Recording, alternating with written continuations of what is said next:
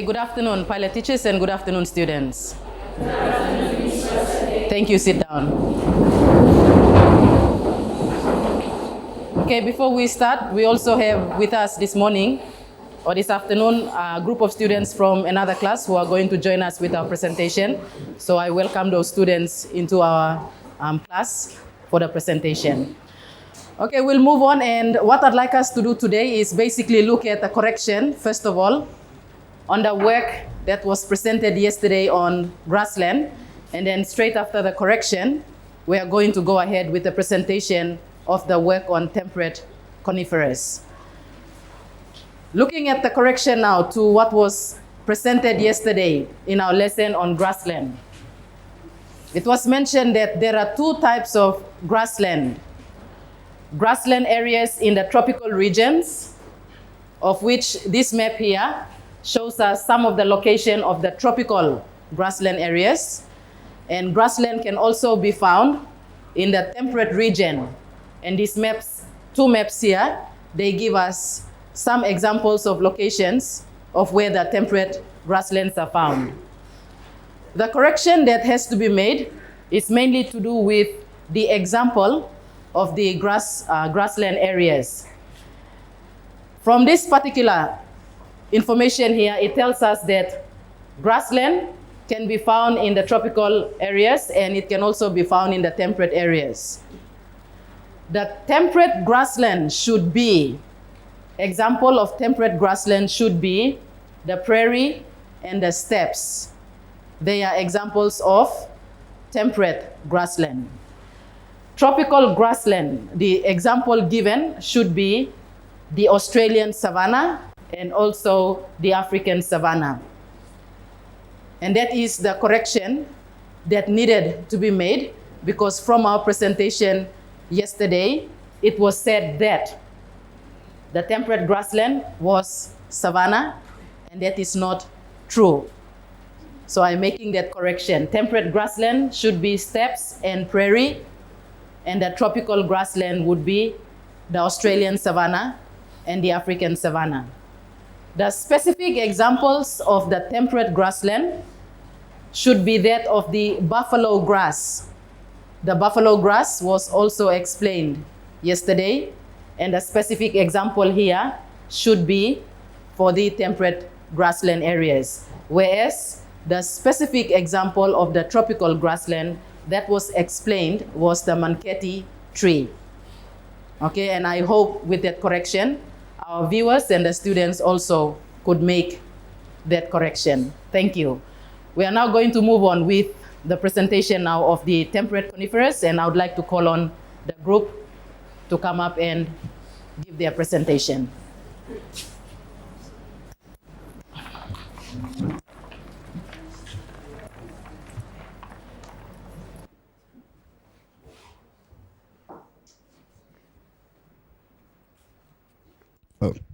Good morning, everyone. Ms. Rasen.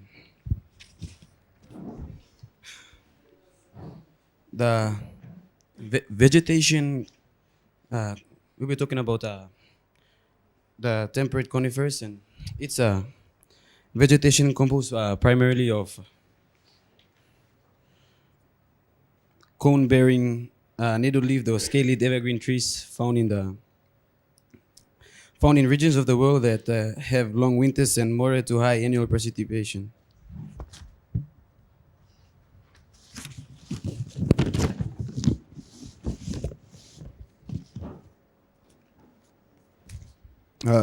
Conifers forests are found in cold northern hemisphere latitudes between 50 to 70 degrees north, and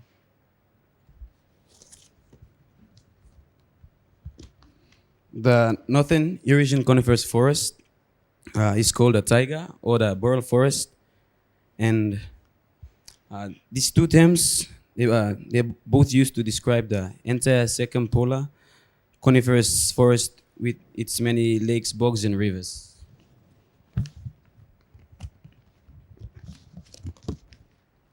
Eurasian coniferous forest is dominated in the east by Siberian pine, Siberian fir, and the Siberian and The here in Dutchess, Scott pine and Norway spruce are the important species in Western Europe, North America, and North America. The North American conifers forest is dominated throughout by the white spruce, black spruce, and balsam fir. Although lodgepole pine and alpine fir are important species in the western section, a distinct subtype of the North American coniferous forest the most temperate is the moist temperate coniferous forest or coast forest. Uh,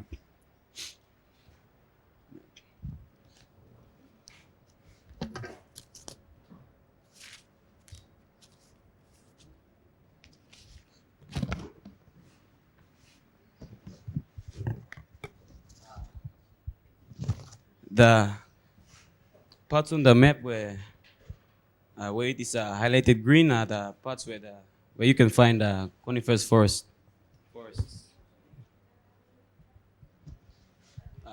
Sorry, dark green on the map from regions in the Eurasian continent and the North American. Conifers forests occur at various elevations in the Rocky Mountain of North America and in Central America and Eastern Asia. Well,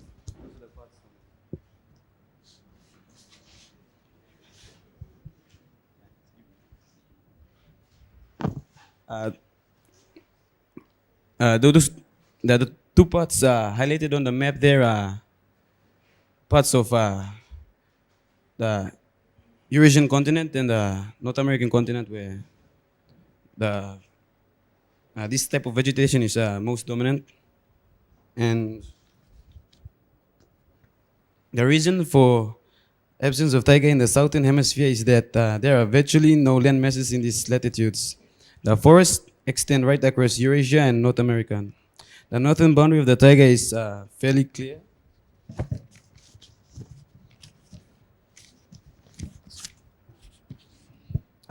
It is where the temperature of every month is below 10 degrees Celsius. In the warmer south, however, there is no definite boundary since conifers and broadleaf deciduous trees grow together in a wide transitional zone of mixed forests. Beside the areas on the map, there are pockets of coniferous tree plantations throughout the world. For example,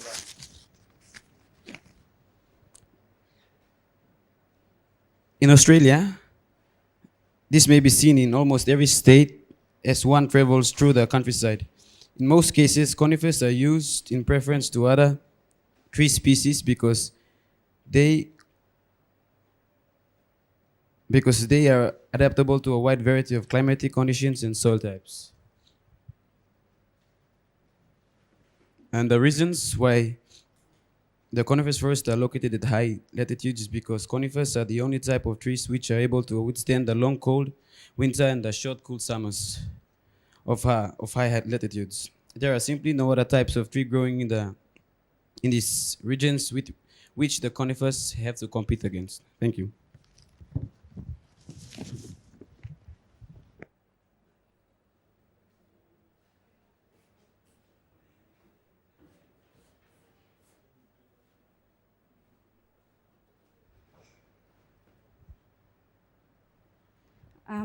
I'm going to be talking to you guys about the characteristics and adaptation of temperate coniferous forests. Firstly, the most obvious reason, as you can see on the monitor here, trees, temperate coniferous trees are evergreen. They have needle-like leaf structures and they're evergreen. Evergreen meaning that they are green all year round. Their leaves are green all year round and they do not fall at any time of the year, but a few at a time. And conifers is referring to cone-bearing trees. Our next characteristic is the bark of a tree is removed. Above the tree, we notice the bark of the tree. Sometimes you guys wonder what type of wood is used to make the paper we write on or the daily newspapers. Well, this type of wood is softwood, And as you can see on the screen here, 80% of the wood to make paper is softwood, and the other 20% is hardwood. Okay. The difference between a softwood and a hardwood is that softwood, they're one-celled. They have one cells in the wood, bark. These are otherwise known as tracheids, and in this one-celled trees, they have the sap of this tree. These support the tree and give it its upright stance. Okay. Come back. We move on to hardwood. You see the difference is hardwood, they have two cells. You have your fibers, which are thick-walled, hard fibers, which help support the tree. And then you have your vessels and your pores, which carry this sap. Now the bark of the tree. The bark is, if the bark is broken at any time, resin flows out immediately, and it makes it difficult for bacteria and fungi to enter the wound. The resinous sap also helps stop the moisture within the bark from freezing, or the cells from freezing. This resin production also helps the producers to survive in such harsh conditions. Another most obvious characteristic of coniferous trees, as I've said, are the needle-like leaves here. Leaves of evergreens are usually thicker and more leathery, often needle-like or scale-like. In bearing trees, a leaf may remain for 2 years or longer and may fall during any season. The green needle-like leaves grow singly in pairs or in groups of up to 5, depending on their species. Whereas some conifers, which have scale-like green leaves, overlap each other and lie close to the stems. Now, adaptation, these leaves, in cold winters, winds tend to draw water from plants. But when the soil is frozen, the plants cannot replace this lost water. So as you can see here, these needle-like leaves, how they adapt is they have small surfaces. Which are compact as well. So this helps to reduce transpiration to a minimum, so they do not lose water, which helps it to survive in these harsh conditions. Another thing is furthermore, the leaves have a thick, tough, waxy coating, skin or cuticle, and the pores or stomata are, they sink below the surface, the surface which protects them from these harsh conditions. So this allows these trees or these types of leaves to adapt to this cold temperate climate. As we move on, we go to the branches of the tree. Now, as you can see on the trees, notice that the trees, they have a pyramidal shape. So this pyramidal shape of conifers, they help to reduce the snow loads to a minimum. So and when you notice on the trees, you see that their branches are pretty flexible. So this also helps to the snow to slip off the tree, so the tree doesn't freeze up. But yeah. Okay. As we move on, this diagram here, you see that most coniferous temperate forests, they have a pod soil type of soil profile. And their roots, you notice that coniferous trees, they have shallow roots to collect water from the topsoil above the permafrost layer. This is permafrost is the permanently frozen layer. Now, podsoil is a typical soil of the coniferous forest. Podsoils have a thick covering of dead leaves, twigs, cones, which keep what little sunlight there is away from the soil. The humus layer is somewhat thicker than those found in warmer forests because bacterial and fungal decomposition of dead leaves is slowed by the little sunlight and low temperatures in the area. The soil water, which filters downwards, is highly acid and leaches away valuable minerals and nutrients such as magnesium, manganese, iron, calcium, and aluminium. Left behind is is an acidic topsoil of ash gray sand. This light color is the characteristic mark of a true podzol, as you can see here on the chart. Below the light-colored topsoil layer can usually be seen cemented subsoil horizon with clays, humus, and often leached mineral materials forming a hard section called an iron pan. This iron pan furthermore adds to the poor drainage of the soil and also stops tree roots penetrating too far. So as you can see here, because all the nutrients are eaten away, most of the water is in the topsoil here. So the roots, they do not grow deep down. This also because of the iron pan, it stops it from penetrating down. So the roots spread out and they're shallow, so they can, because we know that roots grow towards water, right? So yeah, in the shallow region, most of the water is in the upper layer, so the roots grow towards the water in the upper region. Thank you.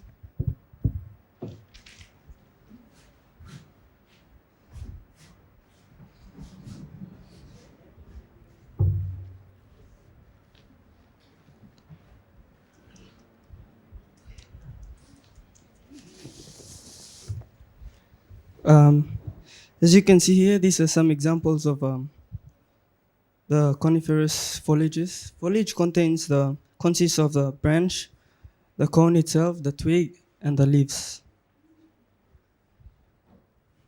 This is an example of a pine foliage.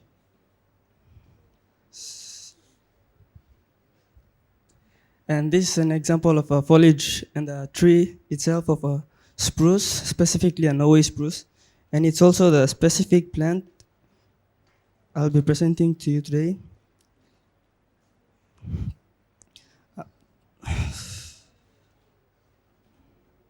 Spruce is the common name of a genus or group of cone-bearing evergreen trees in the pine family known as Spinaceae, and they form the group or genus Specie. There are about 40 species or kinds of spruces growing in the forests of the northern temperate or mild regions. They are found further north than most trees, some being within the Arctic Circle. The spruce trees have adapted well to the low temperatures of the high latitude regions in which they grow. Their thin, scaly tree barks are hard and prevent the trees from going below or above its normal temperature. Its flexible branches allow the precipitation, may it be rain or snow, to fall off so it maintains its temperature. Its needle-like leaves are hard and short and therefore have a very small surface area for evaporation or transpiration to take place. Also, the leaves allow a small amount of evaporation and transpiration to take place so that the tree can maintain its temperature. So that the tree can store essential amount of water for survival in harsh conditions. The roots are shallow underground because parts of the soil and land underground are permanently frozen because of the low temperatures, and therefore it's really cold. When summer comes, the temperature rises and the ice underground melts, and that's where the tree gets most of the water. The spruce trees are evergreen trees with thin, scaly barks. Their leaves are short and hard and sharp and grow close together on the twigs. Spruce trees don't have flowers as trees belonging to the flowering plant group do, and they do not need insects to carry pollen from one tree to another. Instead, they rely on the wind to blow the very fine pollen grains from the male cones of the tree to the female cone of another tree. The pollen fertilizes the egg cells that are inside the cone, and these then develop the seeds, which have a tiny tree embryo inside them, just waiting to grow when the seed reaches the ground. When the seeds are ripe, the scales open and the seed drops out. Often they have a papery wing attached, which helps them float on the wind and be carried away from the parent tree. This gives them a better chance of surviving.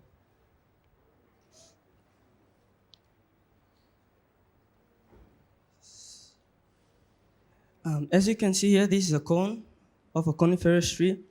This may not be a cone of a spruce tree, but I'll just use this as an example. When it is ripe, the scales They become soft and they fall off, and they allow the seed here, which has a papery wing attached to it, to fall off and fall down to the ground and pollinate the other seeds. Spruce trees and fir trees are closely related that they are often mistaken for one another. However, the spruce may be identified by the fact that its cones hang down while the fir holds its ripe cones erect. Another difference is that the narrow spruce leaf or needle is set on a stiff woody projection so that the spruce twig, after the leaves have fallen, is roughened by the spirally arranged leaf brackets. Fir twigs are almost smooth.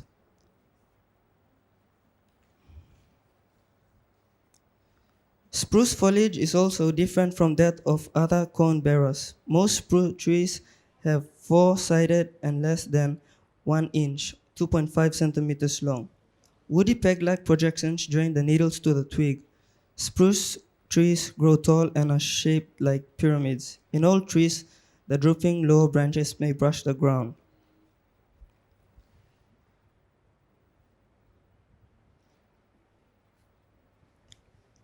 These are some examples of the spruce trees, spruce leaves, and their foliages here. As you can see, this is the Sitka spruce leaf and its foliage here with its cone. And the Norway spruce here with its foliage and its cone. Thank you.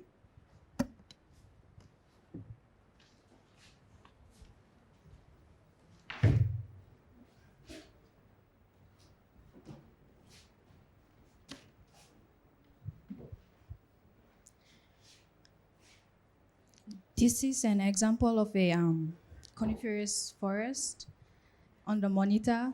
It's during summer. As you can see, the conical shaped trees. And this photograph is during winter. The white snows are still on the trees. And this is an example of a coniferous tree. It's the California redwood tree. It's in USA. And those are some other trees.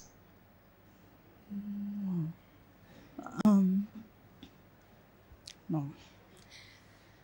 Yeah. And to summarize what my group has presented today, the location. Coniferous forests are grown in latitudes between 50 degrees and 70 degrees in north. They are only found in the northern hemisphere because in the southern hemisphere there are no large land masses in the same latitude. For the characteristics and adaptations, they're evergreen. They are well adapted to the long, cold winters by growing needle-like leaves, which reduce transpiration.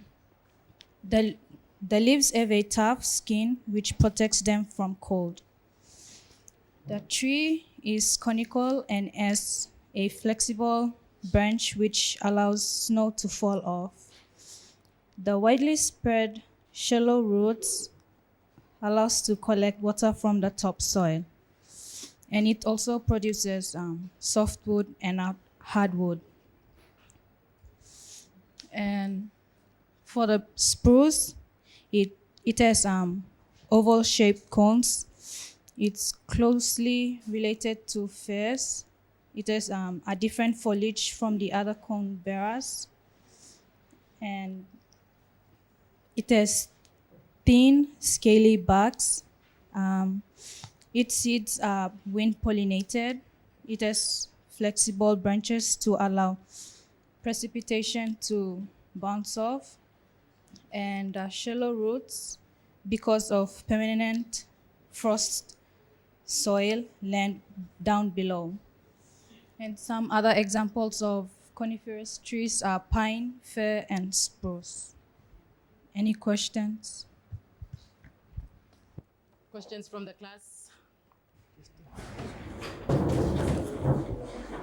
You mentioned something about the leaves being evergreen all year round. Why don't they change color?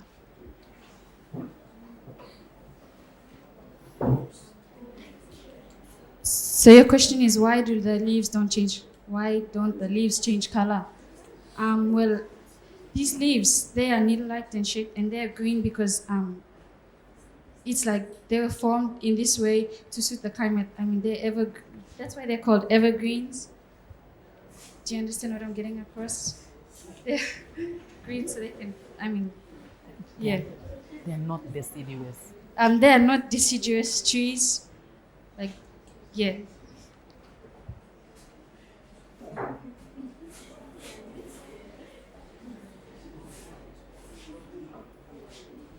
Sorry, to answer your question, evergreen trees, it doesn't literally mean that the leaves remain evergreen throughout the rest of the tree's life.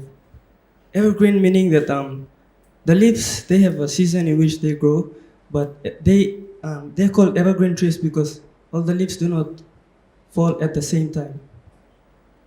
They fall at different times, and because they fall at different times, the tree is always filled with green leaves.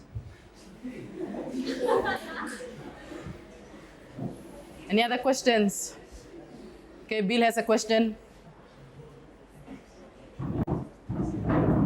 Can this vegetation occur in high latitudes in tropical regions? Can this vegetation occur in the high latitudes of the tropical regions?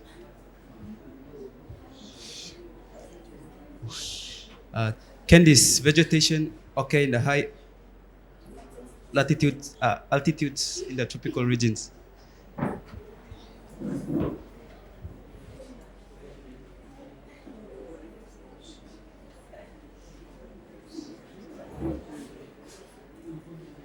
Bill, can you repeat the question? He's saying that can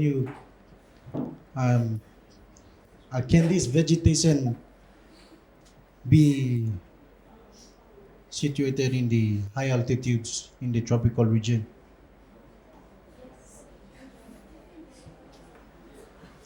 Could they be found? Changing the question.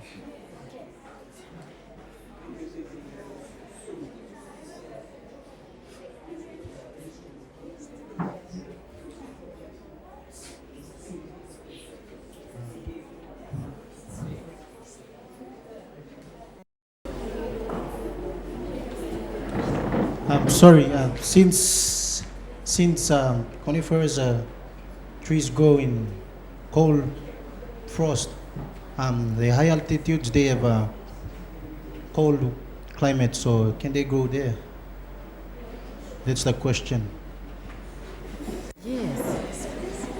Highlands of Papua New Guinea. So can they grow in high altitude areas? Yes, they can grow in high altitude areas because they are formed in a way that they suit these cold temperatures. Any other questions from the class then?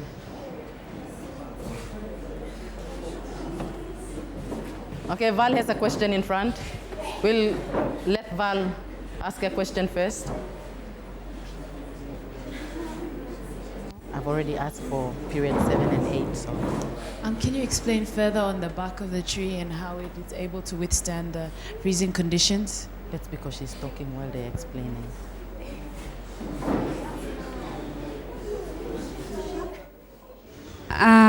Okay, as I've explained, the bark of a tree, when it is broken off, there is a resinous sap. Now, this resinous sap, it's a sticky substance in trees. So when a piece of a bark is broken off, the sap allows it to be covered quickly so that bacteria and fungi do not enter it.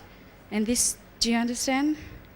And and it also this sap also allows makes way so that the cells within the bark of the tree do not freeze up. So this tree is able to live longer, continue its life cycle.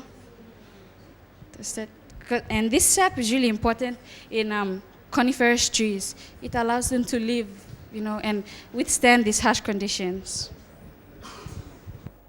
Okay, we'll make this the last question. The last question from Gideon. Sorry, can you just please explain further on how the pollination by wind occurs? Like, how is it possible for the wind to transport the male, pollen, from the male to the female gametes?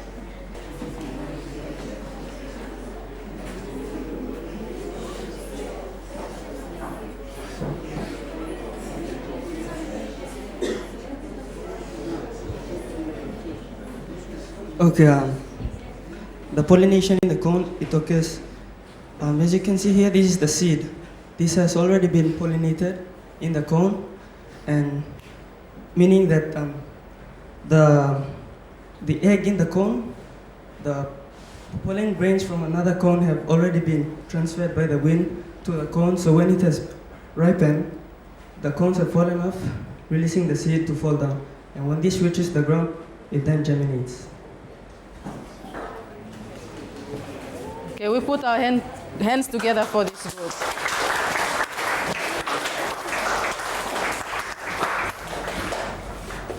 Okay, and also because we've run out of time, that will be the only presentation that we will have today. Once again, I'd like to thank the 11 Bs for coming and joining us with the class presentation today. Okay, class, if you could stand up now.